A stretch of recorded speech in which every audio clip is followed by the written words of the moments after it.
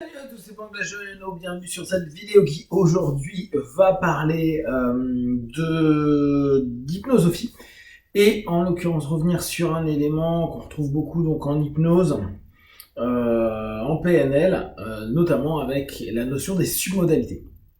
Il est assez intéressant de pouvoir utiliser les submodalités comme des révélateurs, des éléments qui vont nous donner des informations supplémentaires par rapport à la problématique de notre partenaire. Là, en ce moment, je suis en séminaire et c'est un séminaire qui touche le panko et le manien et puis les outils de base.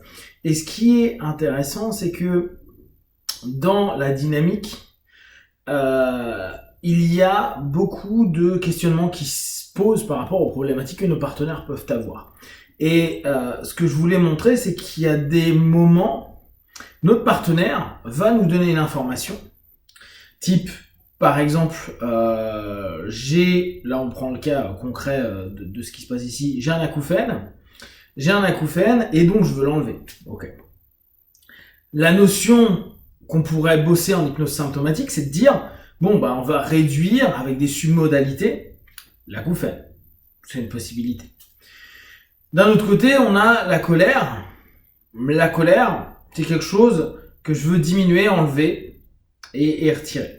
Donc on a deux éléments qui sont assez communs, qu'on peut retrouver dans plein de types de problématiques et qu'on pourrait traiter complètement simplement avec un processus basique, suggestion, submodélisation, éventuellement switch, et puis après renourrir de suggestions en faisant hyper simple. Et ce que je leur ai proposé, je leur ai dit, bah attendez, on va prendre la problématique et regarder sur le spectre des VAC, donc visuel, auditif, kinesthésique, olfactif, gustatif, comment vous le percevez.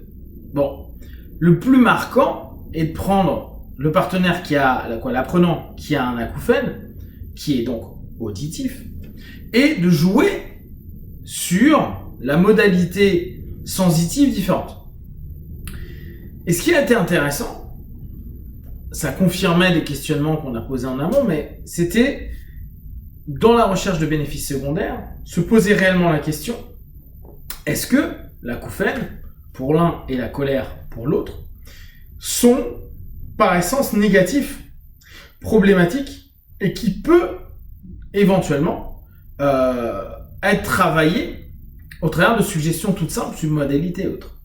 Parce que si c'est le cas, si vraiment ça l'embête, qu'il n'y a plus de bénéfices secondaires, que tout est été recadré, etc., bah, la personne va accepter la suggestion, et il y a de fortes chances que dès lors, il y a un impact positif assez rapidement. Pourquoi? Parce que à partir du moment où il n'y a plus d'opposition dans, on va reprendre le mot de John Butler à ce niveau-là, dans la programmation qu'on lui propose, dans l'ensemble du processus de suggestion qu'on lui propose, bah, ça va passer parce que bah, on n'a plus de résistance et ça confirme tout ce que le gars a dit en amont. Par contre, si de ce qui est vendu, il n'y a pas la conscience du bénéfice secondaire ou la non-acceptation du fait qu'il y a un bénéfice secondaire et qu'à ce moment-là, on se trouve avec un partenaire qui nous dit ouais, non mais c'est carrément ça, je suis à fond dedans, vas-y, et que session qui suit, il dit bah non, ça a pas bougé, etc. C'est que peut-être on n'a pas capté quelque chose qui était beaucoup plus marqué et qui en fait a mis un frein, une opposition aux suggestions qui ont été proposées, même si elles ont été proposées par notre partenaire à ce moment-là. Et là, en l'occurrence, pour leur montrer que parfois on a des confirmations de bénéfices secondaires, on a repris donc le VAC. Pour l'acouphène, j'ai proposé l'idée de dire au départ, ok, quelle couleur, donc quel élément visuel, tu pourrais donner par rapport à ça. Élément simple. Il donne une couleur jaune, ok. À ça, j'ai dit, ok, vu que c'est quelqu'un qui bosse beaucoup avec l'olfactif, je lui ai dit, bah, dis-moi l'odeur à laquelle tu assimiles l'acouphène.